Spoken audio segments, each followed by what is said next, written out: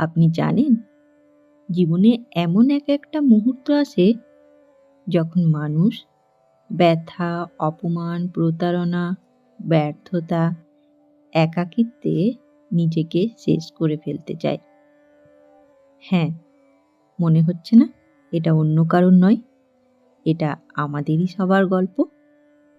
জানেন কি, একদিন জয়রামবাটির সেই ছোট্ট কুঁড়ে ঘরে, সেখানে দরজায় এক যুবক এসে দাঁড়িয়েছিলেন। চোখে রাগ, মনে ঘৃণা, মুখে অভিমান। সে বলেছিলেন, মানুষ ঘৃণ্য, মা, আমি সব ছেড়ে দেব। আর ঠিক সেই মুহূর্তে একটি বাক্য তার জীবনে আলো ঢেলে দিল। আজ আমরা সেই ঘটনাই দেখব। আজ জানব কি সেই একটি বাক্য, যেটা শুনলে, যেটা জানলে আমাদের জীবনও বদলে যাবে। চলুন তাহলে আমরা ঘুরে আসি মায়ের সেই সময়কালে। কল্পনা করুন, সন্ধে নামছে, জয়রামবাটির আকাশে ধুলো ধোঁয়া, পথঘাট ফাঁকা, কাকেরা উড়ে বেড়াচ্ছে। আর ঠিক সেই মুহূর্তে এক যুবক, চেহারায় তেজ, চোখে বেদনা, মায়ের দিকে ছুটে আসে। সে একা, তার কোনো বন্ধু বান্ধব নেই। অভিমানে সে মানুষকেই শত্রু মনে করে। বিশ্বাসঘাতকতা তাকে ছিন্ন ভিন্ন করেছে। সে ভাবে, আমি সন্ন্যাস নেব, সমাজ থেকে পালাবো। ছুটে এসে সেই ভক্ত আর বসে থাকতে পারল না। সে মায়ের কাছে এসে শুরু করলো তার অভিযোগ জানানো। মা, মানুষ মিথ্যা বলে, মানুষ প্রতারণা করে, স্বার্থ ছাড়া কেউ নেই, আমি ওদের সহ্য করি কেন? তার শরীর কাঁপছে। সে বলে, আমি সব ছেড়ে দেব, জঙ্গলে চলে যাব। শ্রীমা তার সব কথা মন দিয়ে শুনছেন। কোনো বকা নেই, কোনো অভিযোগ নেই, কোনো শিক্ষামূলক বক্তৃতা নেই। শুধু তাকে নিরাপদ স্থান তৈরি করে দিচ্ছেন, যেখানে একজন মানুষ তার ব্যথা বের করে দিতে পারে। তার সব কথা শেষ হওয়ার পর হঠাৎ মা তার চোখে তাকালেন। নরম, মাতৃস্নেহ মাখা দৃষ্টি, এবং একটি বাক্যে তিনি বললেন, দেখ বাপু, মানুষকে ভালোবাসতে শেখ। মানুষ না ভালোবাসলে ঈশ্বরকে কেমন ভালোবাসবি? শ্রীমায়ের এই এক কথায় সেই মানুষটির রাগ কমে গেল। প্রথমবার সে অনুভব করল, মানুষ আমার শত্রু নয়, আমার পথ। তারপর সে ফিরে গেল। সন্ন্যাস নিল না, পালালোও না, বরং রামকৃষ্ণ সেবায় যুক্ত হলো। সে শিখল, ভালোবাসা মানে দুর্বলতা নয়, ভালোবাসা মানে শক্তি। চলুন আরেকটি জীবন রক্ষার এমনই এক কাহিনী শুনি।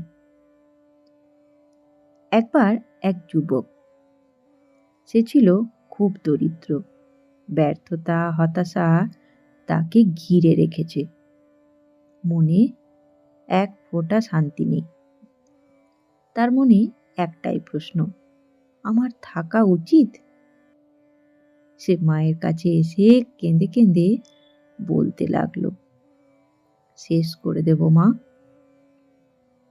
মা তার সব কথা শুনলেন, আর তারপর তাকে বুঝিয়ে বললেন, ধৈর্য ধর, সময় সব ঠিক করে দেয়।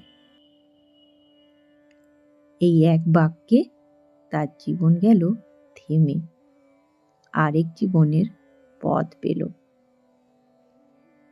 চলুন এবার আমরা জানব আজ আমরা কোথায়। আজ আমাদের জীবন রাগ, ভুল বোঝাবুঝি, বিয়ের সমস্যা, অর্থনৈতিক চাপ, মানসিক ভাঙন। আমরাও পালাতে চাই, আমরাও কখনো মানুষকে ঘৃণা করি, আমরাও বলতে চাই সব ছেড়ে দেব, কিন্তু মা বলেছেন ভালোবাসো, তাহলে ঈশ্বর ধরা দেবে। বন্ধুগণ, আমরা প্রতিদিন কত লোককে দেখি যে একটা খারাপ লোক হাসছে, গাড়ি চালাচ্ছে, খাচ্ছে, টাকা ইনকাম করছে, আর একজন ভালো লোক যে কাউকে কষ্ট দেয় না, সেই মানুষের ঘরে চিন্তা, দুশ্চিন্তা, কষ্ট। তখনই মনে হয় সৎ হয়ে লাভ কি? কিন্তু ঠাকুর শ্রী রামকৃষ্ণদেব বলেছিলেন, সত্যের উপর দাঁড়ালে দেরি হয়, কিন্তু জয় নিশ্চিত। আজ খারাপ মানুষের হাসিটা জয়ের হাসি নয়, ওটা সময়ের ছলনা, যার মধ্যে স্বার্থ, প্রতারণা, অন্যের শোষণ। তার চোখে হাসি, কিন্তু ভেতরের ভয়ে ঢাকা কাগজ। শ্রীমা বলেছিলেন, মিথ্যা কখনো টেকে না, মেয়ে একটু ধৈর্য ধর। ভালো মানুষের ঘরে কষ্ট কেন জানো?